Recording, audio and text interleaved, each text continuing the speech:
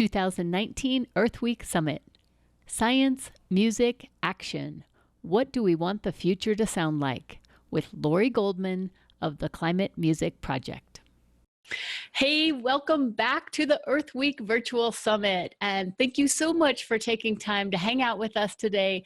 And I've been looking forward to doing this interview ever since I reached out to Climate Music Project and Laurie Goldman was available to do this. And this is something that I've been following kind of from afar. And if you haven't heard of the Climate Music Project, this is what we're going to be talking about today. And so we'll be talking with Laurie Goldman. Laurie is a veteran public policy professional. She has worked in government, industry, academia. One of her most recent gigs was serving as deputy director for UC Berkeley's Global Engagement Office. And what she's doing right now is she's director of public engagement with the Climate Music Project.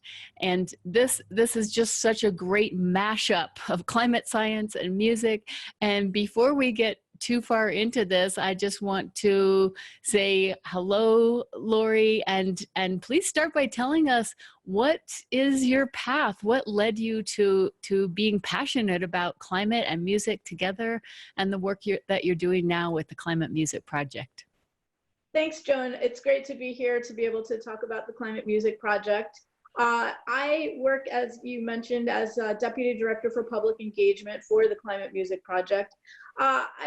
I guess the circuitous path I've taken here is not as circuitous as it might seem. As you said, I worked in industry, academia, private sector, but I've always focused on public policy issues and kind of advocacy work on issues that involve social responsibility. So when I heard myself about the Climate Music Project, it happens that I knew the founder. I heard an NPR story. I actually knew the founder, and I was kind of looking to engage more socially. So I reached out to Stephen Crawford, who's the founder of the organization, and just asked, what I could do to help. And this climate change is the most pressing issue, I think, of our time.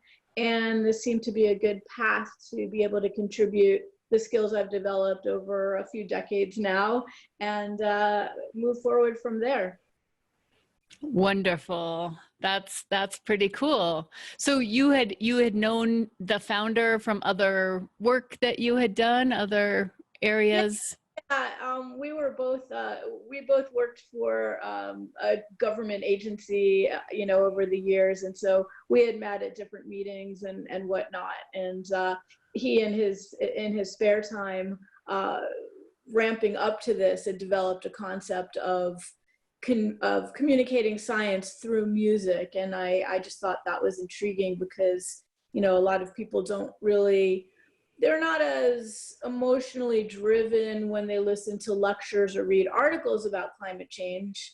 And using music to convey the science was a really intriguing possibility for me, because it really reaches people in a different way. And so trying to solve for the problem of how to convey urgency and get people to move from having knowledge of an issue to actually doing something about it, music seemed like a potentially good tool to do it. And we found that it actually is a good tool to drive action. Yeah, so you started touching on that a little bit more, but so just tell us, what is the Climate Music Project, and a little bit about the mission and what does that really mean? It's just like such a great and intriguing name where like you can almost figure out what that would be. Exactly. So our goal is to leverage kind of the emotional power of music that's driven by science-guided data in order to educate people about the urgency of climate change and create a pathway for them to action. So what we do is we have original musical compositions, but they're strictly related to the scientific data around climate change. And we focus on different elements of, so the first composition, called Climate, composed by Eric Ian Walker, focuses on what's happening in our atmosphere. So the elements that we use for this composition are CO2, near Earth temperature, ocean pH, which is the ocean acidity, and Earth energy balance, which is incoming and outgoing radiation driven, that's, you know, trapped or not by greenhouse gases. And we link each of those four elements to kind of a musical analog. We go from the past, from the year 1800 to the year 2150, based on actual scientific data, widely accepted scientific data from the United Nations IPCC reports, for those who want to geek out a little technically. We use that information to drive tempo, pitch, volume, and form of the music, so distortion. And and the composer composed an original piece of music, and then that's guided by the actual, so tempo, to near Earth temperature. So as the temperature increases, the tempo gets faster. As CO2 increases, the pitch gets higher. And so you can follow along with your ears. We also have animated visuals, so you can see and hear what's going on. We have graphs, and we also have historic representations. So we have, you can see when the train tracks came in, when airline travel started. So you can picture where we are in your own life, and in the future in your grandchildren's life, perhaps, where we are in relation to the climate. And then the second piece of music focuses on other elements of that are driving climate change. So more of the human impacts. And the second piece of music goes for a shorter period of time, from 1880 to 2080, and focuses on the fossil fuel use, changes in land use, and population growth changes. So, and they're both very different genre of music. I think maybe the initial thought that a lot of people might have is that the pitch. So as you said, if the temperature is going up, then maybe the sound, the melody would rise. But what you're saying is there's lots of different aspects to the musical experience, like the tempo and some of those other things that could be woven in to be able to convey that. I was going to say, in fact, for the second piece of music, the composer for that piece decided to express population growth by using the density of musical events. So there's more notes in a period of time, the greater the population. So there's many different ways that musicians, or composers, I should say, there's many different ways that composers can convey the data. And it's not pure sonification of data. I just want to make that clear. There is some room for kind of sonification would just sound like noise and disturb. But this is a way to kind of follow a melody and follow something that you become familiar with that changes over time. And then also for climate, one other thing I should mention, that we, for the original composition Climate, there are two pathways that we use. There is the worst case scenario and the better case scenario. So at a point in time when the music is quite uncomfortable, we drop back down to, if we are able to take action as people, as a collective of people, meaning everyone in the world, if we are able to take action, we can keep the change to 2 degrees and what that sounds like versus what it would sound like if we're up at, 6, 7, 8 degrees. And so, Laurie, when you were talking about, so you're using the IPCC reports for the data, and then for the projections going out. So as you said, we're kind of at, this is the whole reason we're doing all this. We're at a fork in the road. So we can either kind of continue on blindly, just I don't want to think about it, or we can really bring it and really make these changes. And so what is the data that you're using? Is it still the IPCC reports that provide those projections? Yes, it is. The IPCC reports project out to, I believe it's about the year 2300. We are keeping to, in the one composition, 2150, and then also 2080 in the other composition. We're working on more music now, but they are able to project out based on our current use of fossil fuels, projected economic growth. There's a whole bunch of factors. I'm not a science expert, so I probably shouldn't say too much or I'll get in trouble. But there is widely accepted data that projects out into the future so that we know what decisions kind of need to be made right now.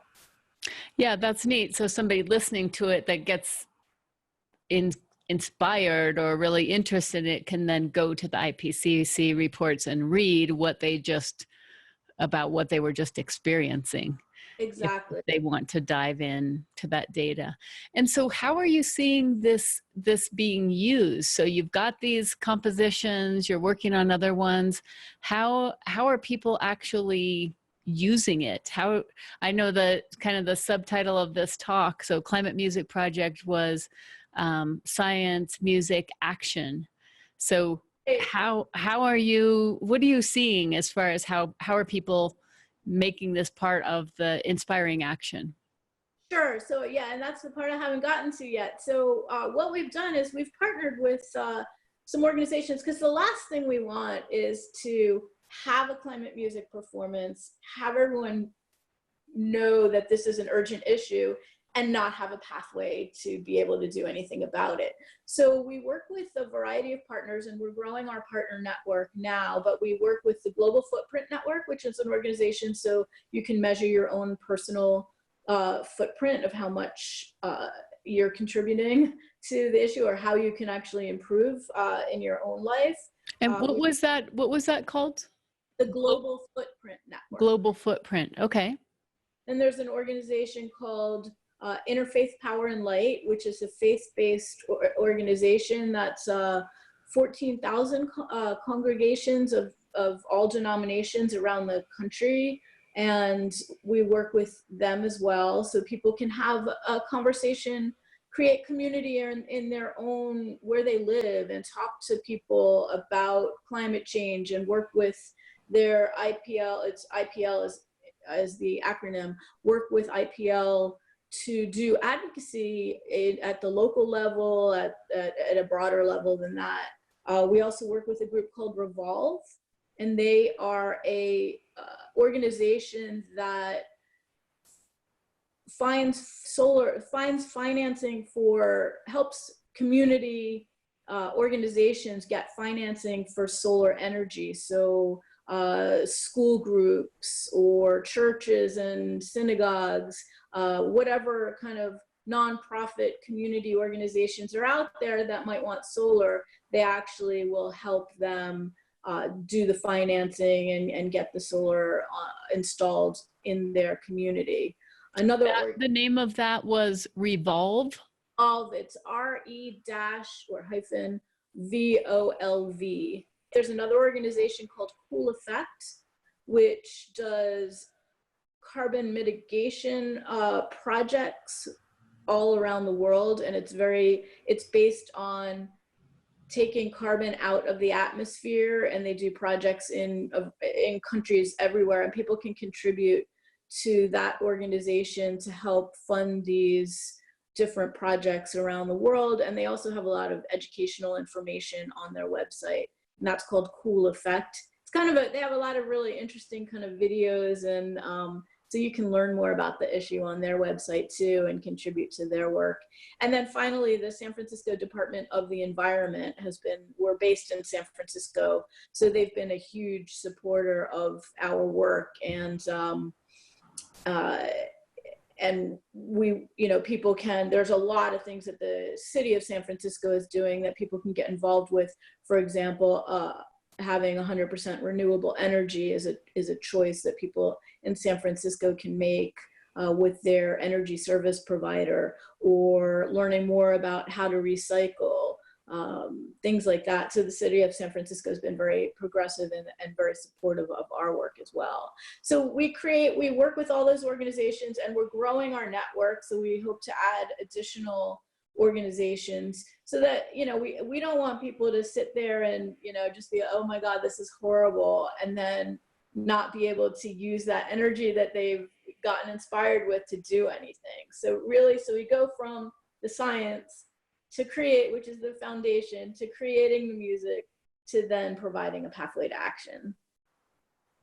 And so how does it, what's an example of does it tend to be a performance, or is someone showing the video on Sure. to a group, or how does it actually work? So ideally, it's a performance. We've done performances all over the Bay Area, and some internationally as well.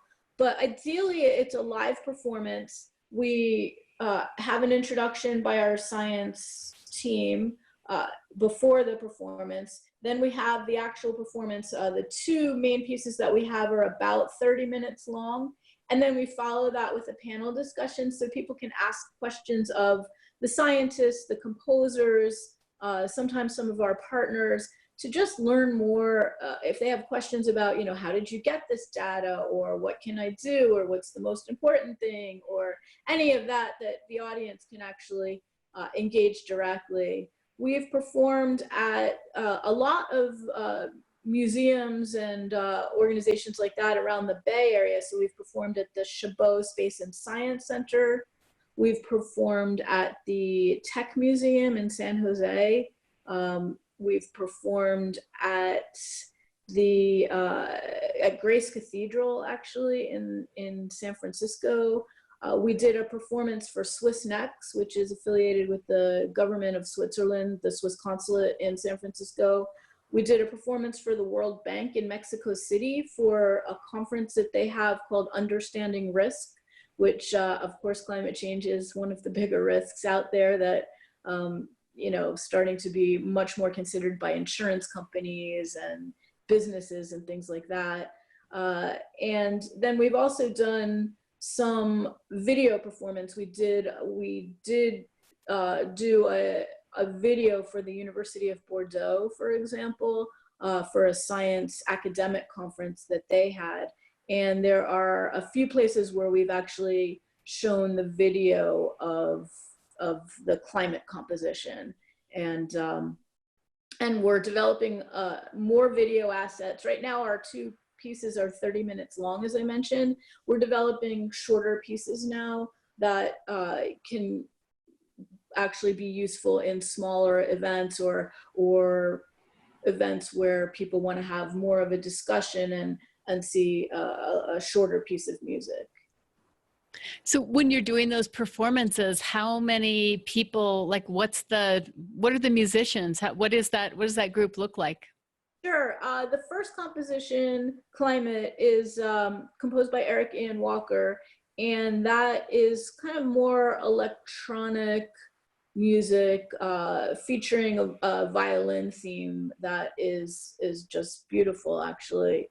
And that is a band, I think there are 4 or 5 musicians, and some synthesized music as well. And then in the background, so you have all those band members on stage, and then in the background, you have historical references, visuals, accompanied by graphs of 3 of the main sets of data. So you can kind of follow along. You can pick out, for example, when Krakatoa happened, there was an increase in CO2 in the atmosphere. And so that's actually referenced as a point in time that you can see that happened. And usually it's in, you know, a theater type setting with a big video screen and the performers all on stage, and then around kind of a panel discussion afterwards. Now, Climate is a chamber music piece of music. So there's a quartet. The second piece of music is composed by Richard Festinger, and it's called Icarus in Flight. And it has a lot of analogies, obviously, to the story of Icarus flying too close to the sun. And it's a chamber music piece of work. And it's also about a little less than 30 minutes, but about 30 minutes in 3 kind of historic kind of movements.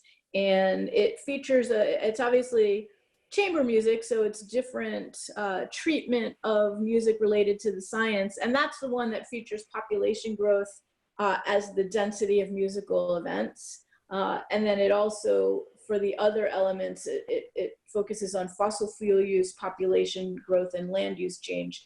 So, for example, plucking sounds or things like that. There are different treatments that are used in Icarus in Flight to relate the data. So you don't always have to make it, the tempo increase or the pitch. There are other ways to convey the data.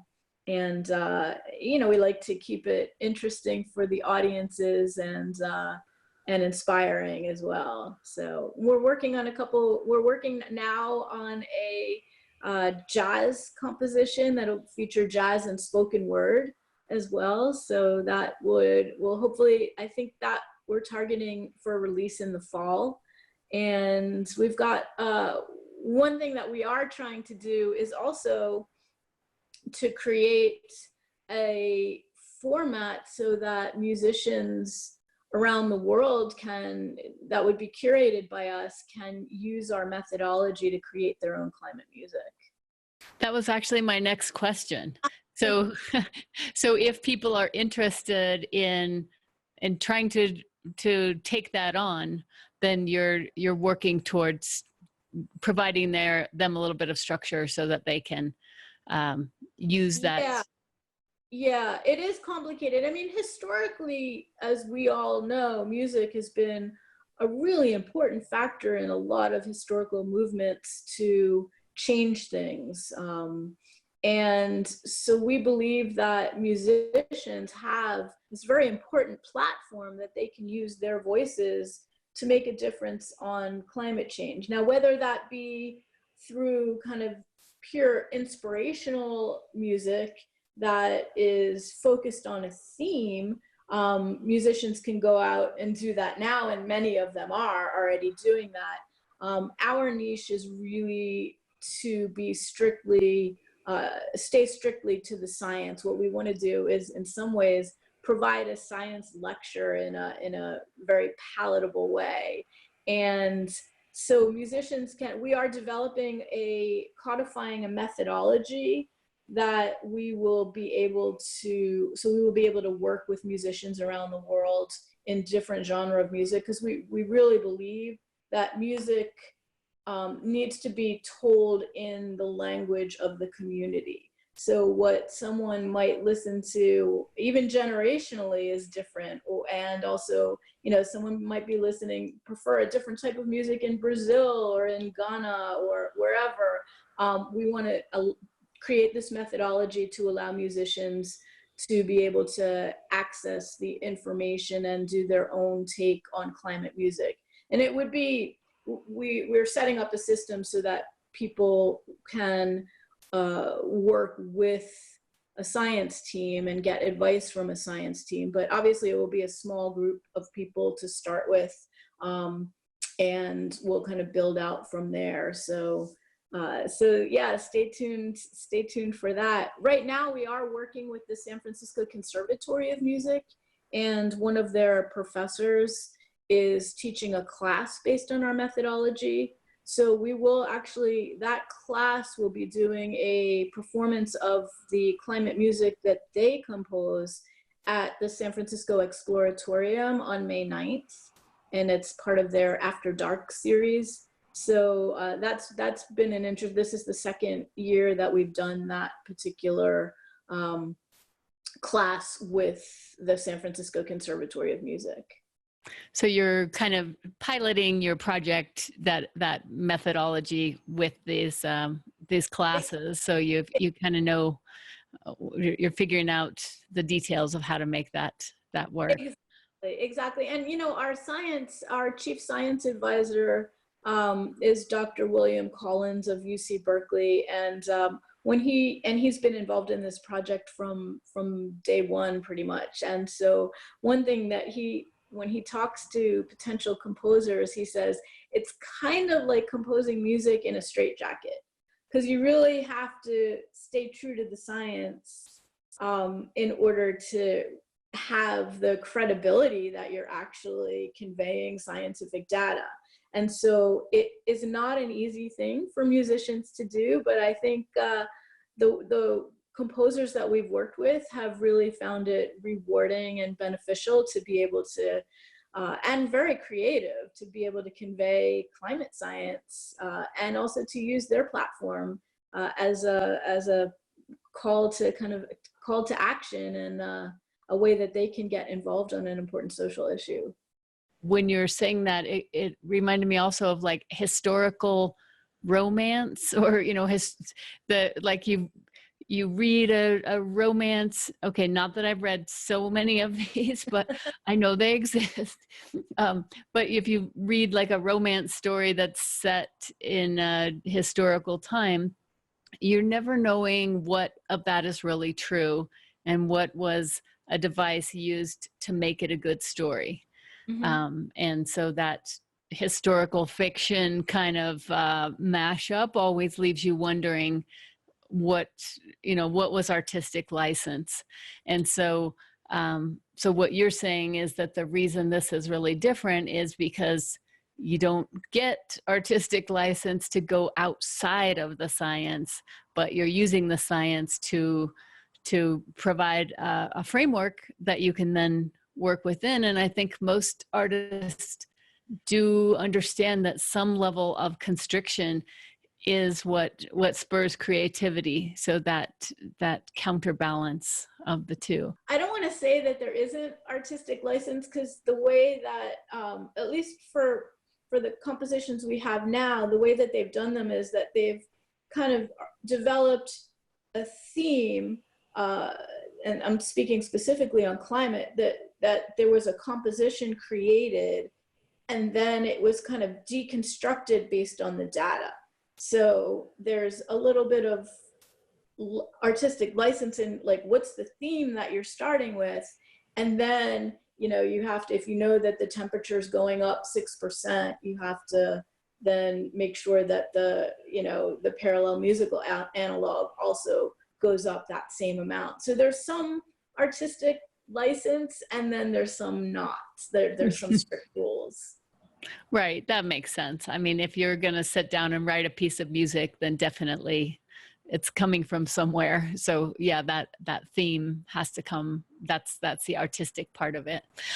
So then my next question was, so for people that might want to use this as part of their I work with a lot of green teams. So whether it's at a faith community, a neighborhood, a school, a business, or city, community, if they want to use the climate music model to kind of inspire, maybe bring in some partners and have some things going on, are there resources online that they would be able to play, or how would you recommend, what could they do?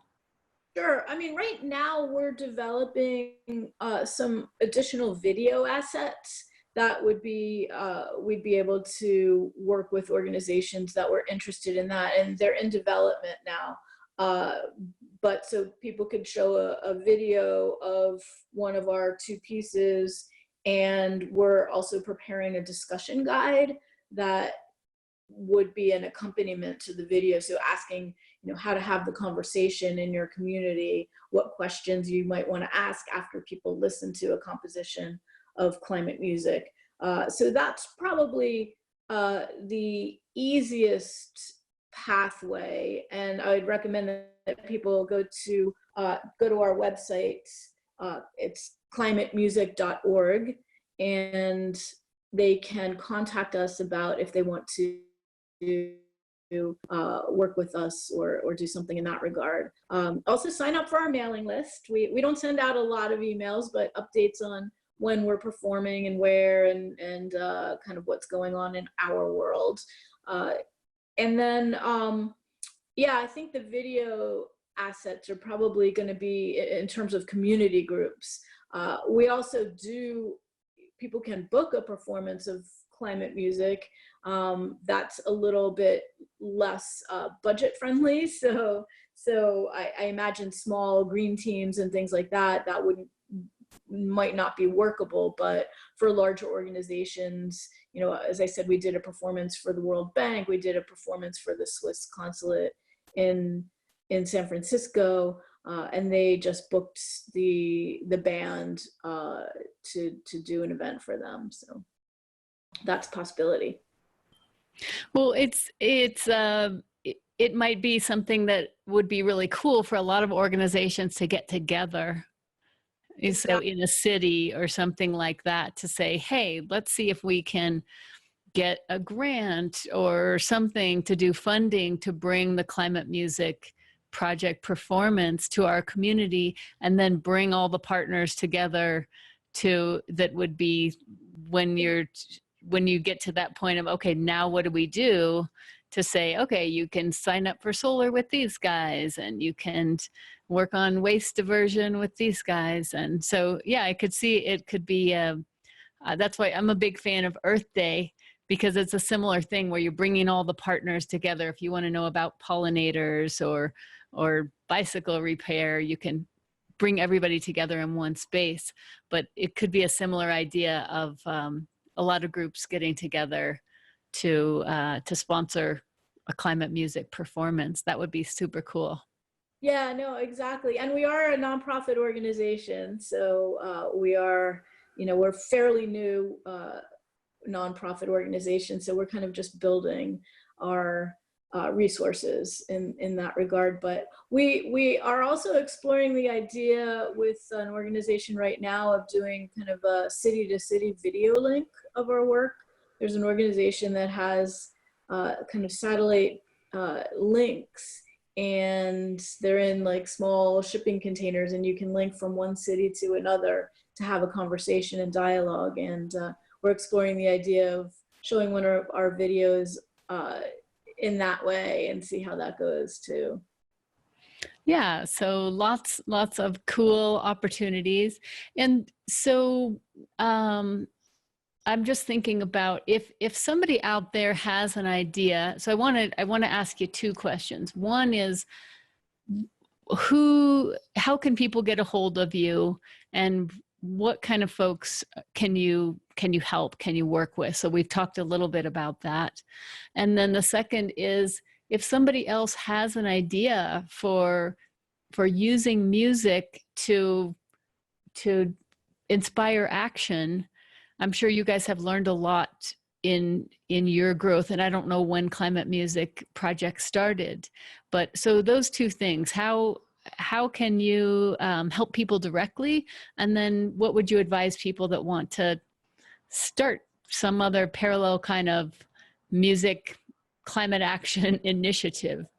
Sure. I mean, I think there's a lot, and there's more going on every day. I mean, if you search for, you know, environmental themed music or climate music, you're going to find people out there doing things. But I think the real important thing to know is that musicians do have a platform, and you can talk to your audiences, probably not necessarily preach to the audiences, but if climate change and the environment are important issues in your life, then there's a way to communicate that through your artistic talents. We did an event, I should say, for the Global Climate Action Summit that was not climate music, but we wanted to provide a platform for musicians to communicate about climate change.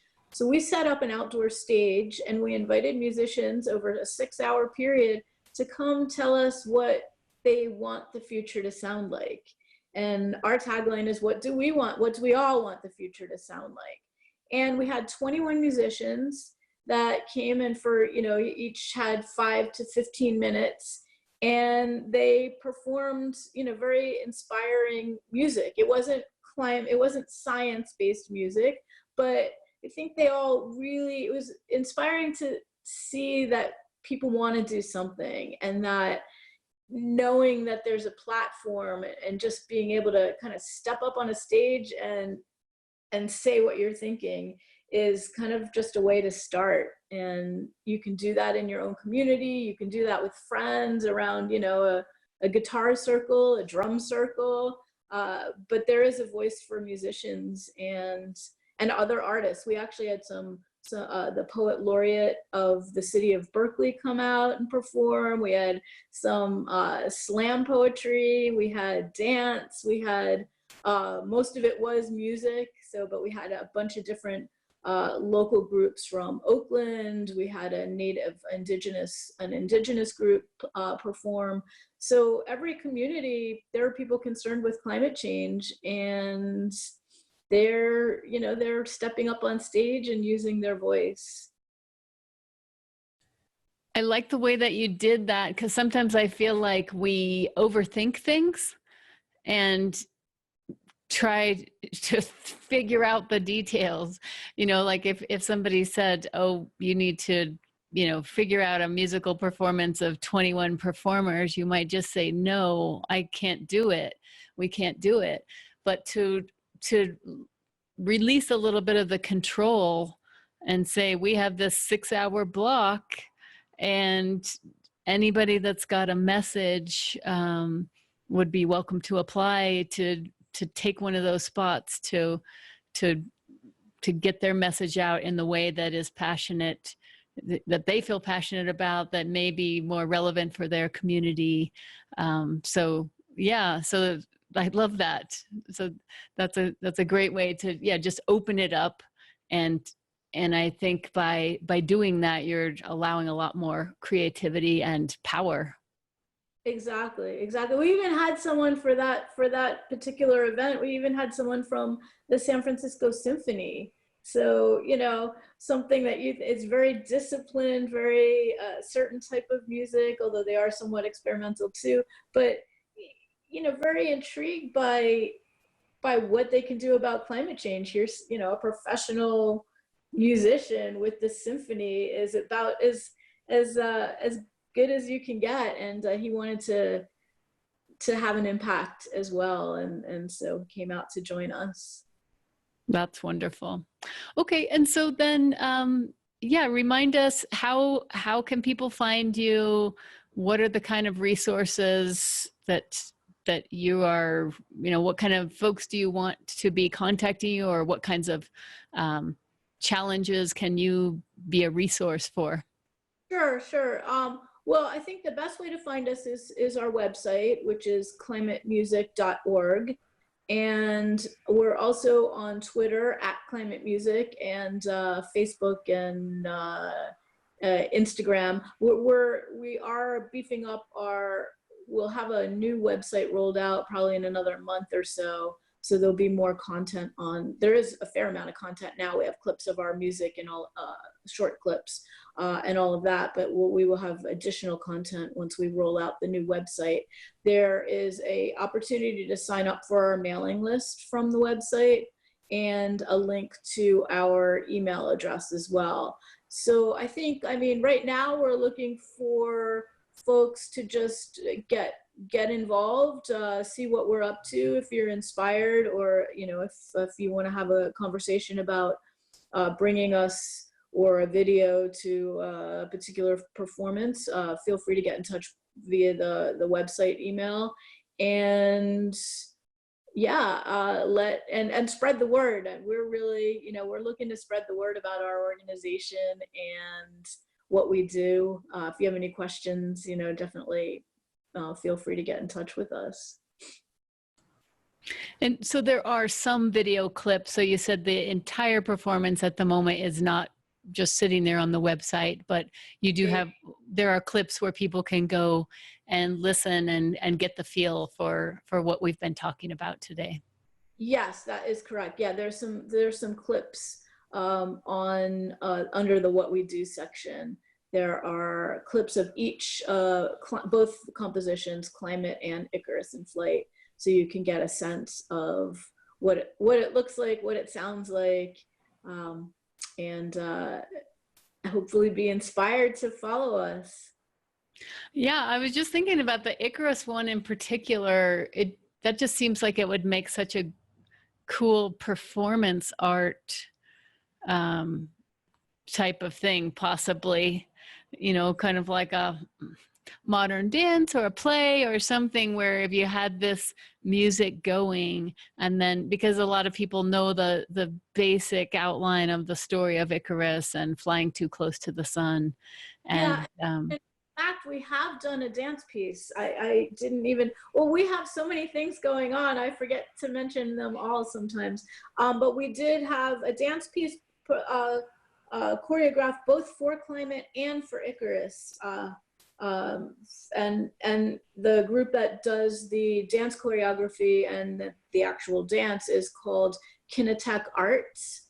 And they have been working with us for quite a while now and have done a couple of dance performances. So that is definitely another avenue. We're also talking to artists that do climate related scientific based art about, how we can highlight some of the work that they do at maybe at our performances or online.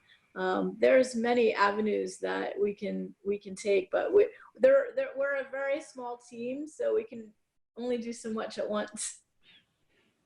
Right, right. Well, and it also sounds like partners. That's the other thing, that if there's folks out there that that are part of the solution, that have a way for people to take climate action, Absolutely.